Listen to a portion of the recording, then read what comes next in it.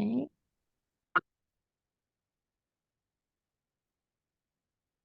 Hi, everyone. My name is Amanda Carter. I'm a sixth grade teacher at Round County Middle School. And let's see.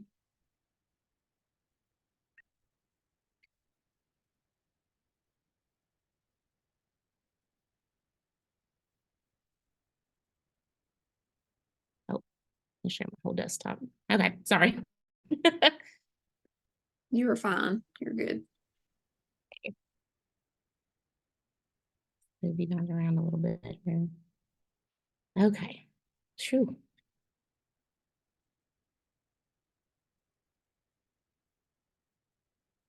Sorry, I'm on my laptop and I'm trying to move things around so I can get to my buttons here. Okay.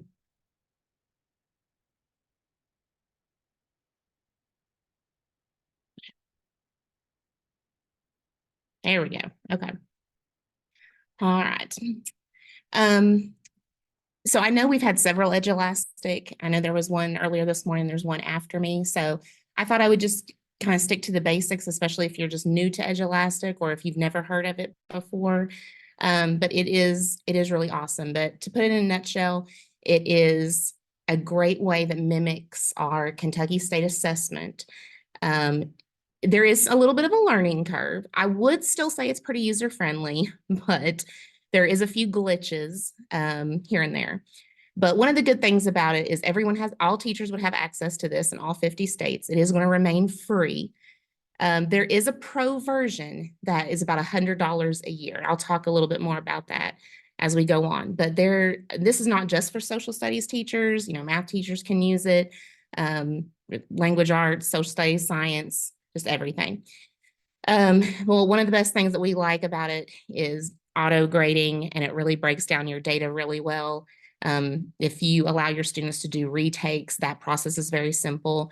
All the standards are already uploaded. So when you're looking for questions or you're designing your own questions, then you can easily look those up. I will say that since Edulastic is so still on the newish side, I would definitely just broaden your search to just social studies instead of doing specific standards. And not all teachers link their questions to the standards. So I would just recommend doing those broad searches. But yeah, it's got just a lot of good stuff.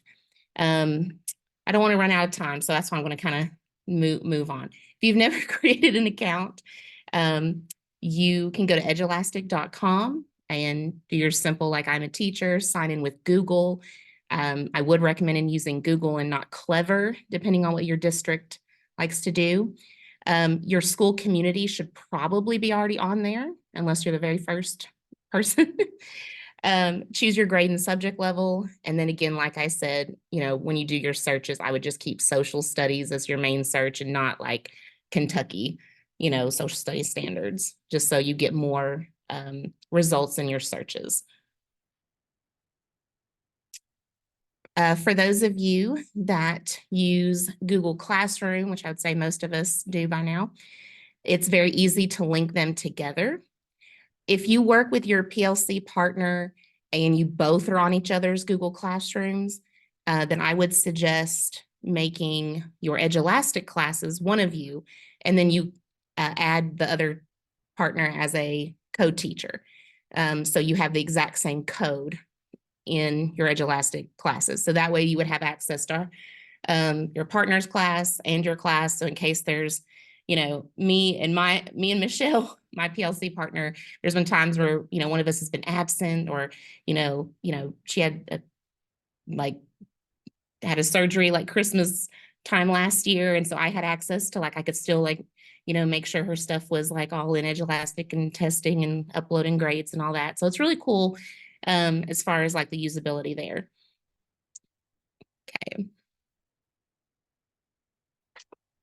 All right, when you first log on, again, that manage class tool and then sync with Google would pop right up. And again, if your Google Classroom is in check, then it's very simple to sync your class. So talking about options, there is quite a few. There's a lot of pre-made tests that you could already you could browse through it. If you love it and you want to assign it as is, and go for it.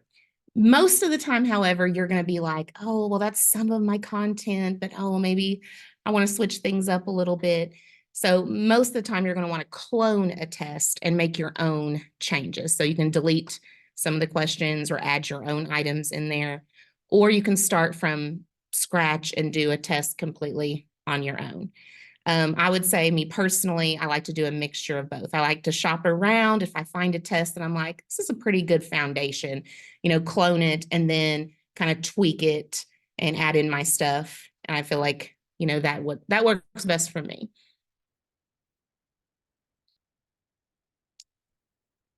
All right. When assigning a test, you have quite a few options. And if we have time at the end, I'll actually go into Edulastic and kind of show you. I know the pictures help a little bit on the presentation, which you will get a copy of. But there is quite a few settings that you could play around with. But with this one, when you're ready to assign, obviously click the assign button and your grade level and whatever collection you want it to go in. So whether your school library or the whole district or anybody on Edulastic can have access to it. All right, cloning a test. You can, most of the time, you're going to clone the test, create a whole copy of it up front. I feel like that's the best way to go about that. All right. When creating your own assessments, select a new test and complete your name and grade level and subject. And you can also add your standards, question types. DOK is on there, level of difficulty. But again, some teachers don't fill all this out all the way. So I wouldn't be surprised if you find a lot of assessments that just has kind of the bare minimum, like 6th grade social studies or 8th grade, social studies or whatever it is. All right, so in creating your own assessments, when you are creating a new item, you'll be in the item bank, or you'll have access to any teacher who has shared their questions on there. So yes, you can do quite a lot of searches here, and here's a list of all of the questions. I'll try to go over a few today, the ones that are kind of constantly used the most. So like the fill in the blank part, you can have drag and drops. That's great for if you want to put a picture on there and, they can, like, we always do, like, for example, the geography of like Egypt, for example. So you might want to have a spot for the Nile River or the Mediterranean Sea, and they'll just drag and drop the correct answers in there. Text drop down can be real popular. You could have, again, 2 or 3 things here for them to choose from. They could enter the text. Of course, that one's a little harder because it would have to be exactly the right one. But, language arts teachers who wants to really emphasize students to capitalize or have the correct spelling, that would be great. And yeah, so quite a few there. With multiple choice, again, lots of options. I want to point out that most of the time on the KSA, or I think actually all the time, really there's kind of 2 versions of multiple choice on there. If it's a circle, it's going to be like a single answer. But then like on KSA, if it's more the square shaped, then that's a multiple select. But I don't think I've ever seen a KSA that wanted anything more than 2 answers. So that's good practice for the kids to kind of learn, distinguish the difference there between those multiple choice questions. If you want to do a series of true and false, that's very simple to do. So you got choices here. Yeah. So if you're really fond of the technology enhanced questions, and there's a lot of like really good matching or drag and drops, I like this one a lot, creating these 2 columns. The unit that we're currently in is India. And we have a test question where it's like Hinduism and Buddhism or both, basically kind of like a Venn diagram situation. And they'll drag and drop the characteristics of those religions to each of these boxes. All right, so that's a good way to have those classification questions. All right. And then one that is really helpful for social study, well, any subject really, but I want to emphasize social studies and language arts would be your passage-based questions. So with this one, and hopefully I should have time to kind of go in and show you a little bit more about that. But you can add your own sources and you can add multiple sources. So they actually have to click each box and kind of play around with it to find the source to answer the question. So that's really good. All right. Let's see. I'm going to show you this a little later, so I'll kind of skip it for now. Okay. How many, out of curiosity, I don't know if you want to put in the chat real quick, like how many of you have used Edulastic and have already assigned a test?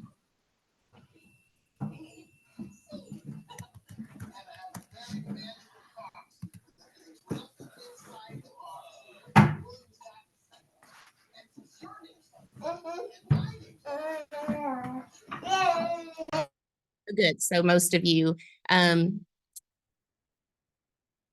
right. Okay. Well, it's kind of a mix here. I think I had one question about will the Edulastic read to a student? And yes, but it is the premium version only. But a lot of times, schools will pay for that because it is excellent as far as it doesn't sound as robotic as some text readers do. So, it's a little bit more personable. All right. Well, I'm going to go over assigning a test for anyone who hasn't done it before, because this is where I made my mistakes the first couple of years using this. And I honestly still kind of really got to think about it sometimes just to make sure. But up here, when you select your classes, you can have all of your classes. So since me and my PLC partner, one of us can assign the test to all, 10 of our classes, for example, since we have access to everything and we share our Edulastic classes as well. So open and close date, I would just recommend that always choose a close date that is within your grading period. So most of us are on you want to make sure, when I sign my next test, it's getting really close to the end of our semester at Round County. We got a late start, so our second semester doesn't start to January 16th. So I'm really hoping my test will be before that. All right, because otherwise it'll definitely go on the next term. But you can choose when kids have access to this. All that's customizable if you want it to be Monday through Friday during school hours. You can set it there. All right, so class assessment. This part right here, the release scores, you just want it to be on release scores and student responses, but you don't want to give them the answers unless you have a specific reason for that. You can decide about partial credit, so the evaluation method. We always want to give some kind of partial credit if they got something right. You may feel differently. I teach 6th grade, so take what I can get there. Marking is done automatically. I'm not a math teacher, so we don't need to use a calculator, but if you are a math teacher, then of course, you would have that option. So for people who definitely want to add the text to speech, you just have to turn it on here. You could also have it turned on just officially for your whole class. If you go into manage your class, you can turn it on there. And every time you assign a test, it'll just be there no matter what. If you have a rubric or if you want a time test, I don't turn on those features myself. Hints, I didn't use for several years. And honestly, I wasn't sure what it would do. So last year I was, I had some guinea pig children to test it out for me because I was curious on what it would do. And basically, it doesn't really give him any hints on the question, but let's say you had a matching, you got that kid who used something twice, it will point that out to them. It'll be like, you sure? Like that can't be the definition of both of those terms, or like, anyways, so that's what that does. All right, so the anti-cheating, very important. I know on the premium version, you get a little bit more with the anti-cheating. So I feel like the free version, I don't think they have both of these shuffle options. It's been so long, I can't remember, but I wanted to point that out. And I don't believe that this part is on the free version. But if you have the premium, you can select warn and block test after one alert. So that way, if a kid opens up another tab while they're taking the test, it will automatically pause and they will have to alert you to unpause their test. So again, you know, and I keep telling them, I'm like, guys, I think you were trying to get to your study guide or you were trying to do something you weren't supposed to. These other buttons, I just leave them off to restrict question navigation would be, you know, they're not allowed to go back and answer questions. So like once they've clicked like the arrow to go forward, they're not allowed to go backwards. I would love if my kids realized that they answered something wrong. Like if they saw a source in question 9 and I was like, let me go back to question 6 and change my answer. I would love if they did that. They don't. Anyways. All right. I So have a that's what you want there. question. Oh, okay. I'm Yeah. sorry, I didn't want to interrupt you, but if I don't ask now, I'll forget. You It can't there was a button please. up at the top that said reference material. Is that where you would put articles or something if you're trying to make an on-demand example, like for the KSA, to make it look more like the KSA? Is that where you would put those items? Wait, where are you seeing? Are you just on? I think it was Hold on on. the last slide. You could see it up above, like as one of the options, and it was turned off on your thing. But I just wondered if that is where you would add that. Let's see. Was it on the I one think it was on the before? last. Yeah. Um. No, maybe the one before that. It was up I above. see it. You see it? Okay. Yeah. Yeah, Reference and honestly, material.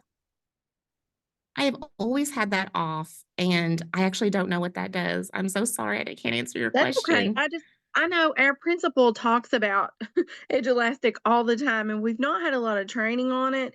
And I'm a writing teacher in 5th grade. And so, in order to have my students prepared for the on-demand test, I would like to make it look like the KSA. And she says we can do that, but I don't know how. So I just wondered, um, yeah, and somebody said it could be for a rubric or something. I mean, either way, the students, I need to be able to switch from several sources. You see what I'm saying? So that they can, Oh, you make can it do look like the that. KSA. Yeah, that's so. Yeah, I made it look like that's honestly. I don't feel like I would ever need to turn on. I don't know exactly what makes this the difference because let's say I did have a writing based question for them. Like I would just upload a picture of my rubric right there, you know, with that question. That's how I would do it. I don't know what turning this button on would do differently. So So that's why I'm not. can I add multiple articles for You the can. students to flip through and read? Okay. Yes. And I'm trying to watch my time, which okay, 11:20. I know I've been rushing, so I feel like I'm talking a mile a minute. Last time I talked about Edulastic, did like a 2-hour presentation, so I'm trying to like really speed it up here. As soon as I'm done with this, I think I'm just going to go into the program to really show a few more things here. The redirect. So if you want your students to do a retake, You can set it for whatever number. We have it like if you don't get a perfect, basically we want you to go back in and look at your, see what you missed, see what you got wrong. Of course, if you teach high school, you probably want to do the retakes a little harder, or, maybe not make it as easy. But in sixth grade, I always select the skipped, partial, and wrong. So that's the only thing that'll show up. So if I had, 25 questions on the test and they missed 5, only those 5 are going to pop up on their retake. They're not going to have to shift through all of the other ones. And that really helps because, if you don't do it that way and they start like, who knows, they could get a lower score on the retake. And then oh my gosh, their previous attempt will show them their score and response. And if you had any writing ones and some feedback, it would show that, but not the correct answers. All right. I want to make a point. Please do not select that 4th option on the previous attempts, because it will show all the answers. We've accidentally done that before. All right. And then these are some other accommodations and stuff that, you could turn, magnifier, scratch pad. These are the tools that are very familiar when they take their KSA. So to make it look more like that, yeah, having all these features on, definitely helps. Okay. Real quick, I'm gonna exit out my slideshow here. Gosh, move this out. Okay. All right. So this is my Edulastic. This is a class period I had last year. It's now my model class to just show things. Oh gosh, sorry, hold on. I should have clicked assignments. There we go.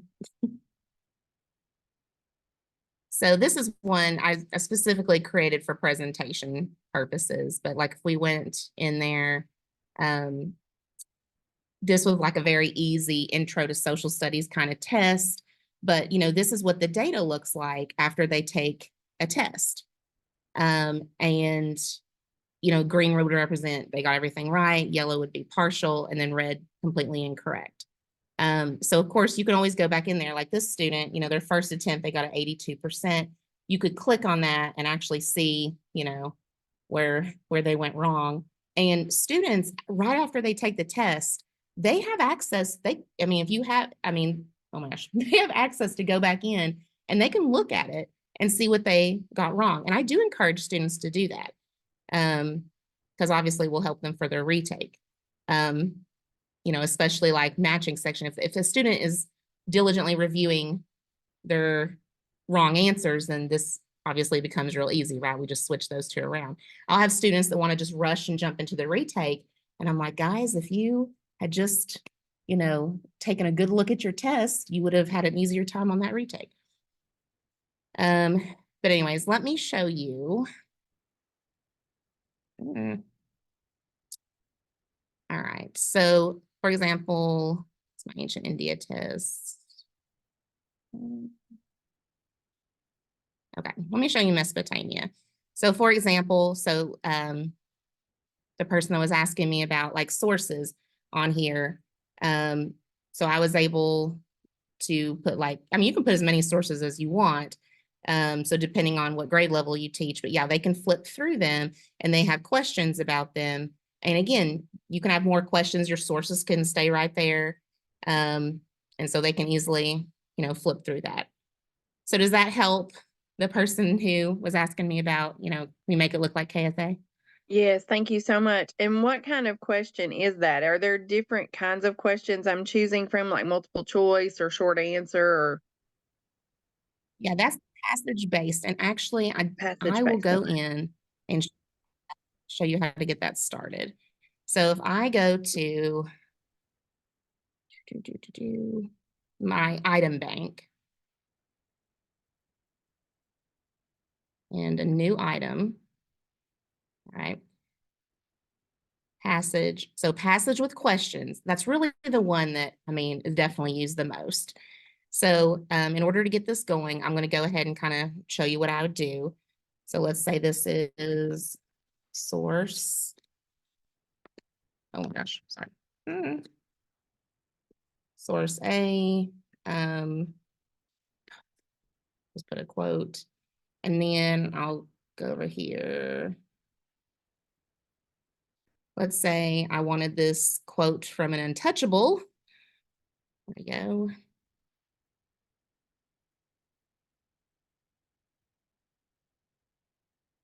Okay, put that in there, put save. And if I know I'm going to have more than one source, then I can go ahead and start my tabs up here. So source A. All right. But let's say I wanted to add another one.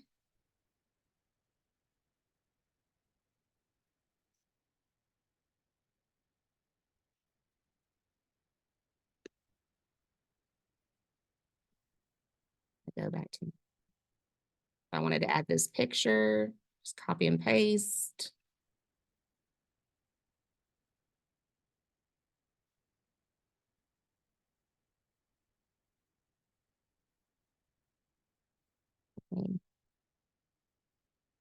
I don't know why it does this. Every time you use a picture, it'll have a big one and a little one. I don't know why it does that, so I just delete one of them. That's one of those little glitches I talk about. And so just make sure your tab, or you can give it a name or just, source B.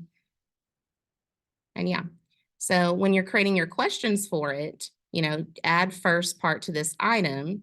And so that's where you can, if you wanted it to be a multiple select question or just one multiple choice or, whatever it is you wanted it to be here. So if we did regular multiple choice, who said this quote? And then have some answers, but I'm not going to really fill it out. Okay.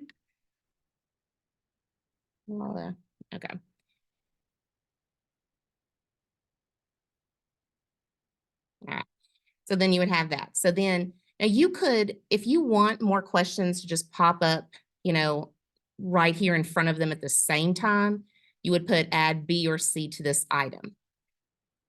I'm going to tell you, it's way easier for the students if you just add a new item to the passage, like a brand new question. All right, so see up here how like question 1 was who said that quote. Question 2, all right, again, like, and it'll go back to this and you can select a brand new type of question and everything. The reason I say that's easier, if I bring it up, like on this India test, I'm going to have to edit this test because last year I was like, well, surely it'll be easier for the kids if I have like, several questions just on one thing for them to look at their sources. When they look at their responses, like if they want to do a retake and they're looking at their responses, yes, they can see which ones they got wrong. But for the kids who just say, I'm going to retake, now like they will have no clue. Did I miss something in A? Did I miss something in B, or was it C? If you have, You've got if about you a minute do left. your I'm past, sorry. oh, I'm sorry too. But anyways, so that's why I would recommend, just creating a new question. So just like my Mesopotamia test, again, oh, well, not that one, but it's a map.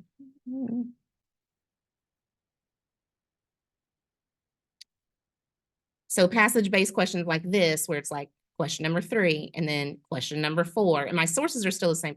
That's going to just be easier for your kids to see, what they got right and wrong later on, if that's what you want. I'm so sorry, but anybody have any questions that I could answer in 30 seconds?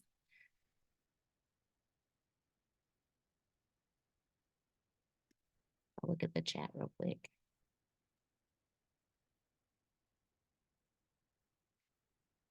And then right before we go, I'll put a link to this Canva presentation because there was lots of other stuff in there. There's links to resources in the presentation. My contact information is in there.